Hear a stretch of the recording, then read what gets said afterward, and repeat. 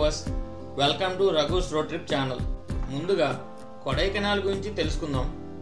మరియు కొడైకెనాల్కి ఎలా రీచ్ అవ్వాలి, కొడైకెనాల్లో చూడవలసిన ప్రదేశాల గురించి తెలుసుకుందాం.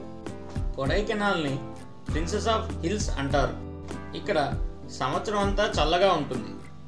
దానికి కారణం ఇది 6,998 మీటర్స్ ఎత్తులో ఉంది, అనగా 2,133 అడుగులు.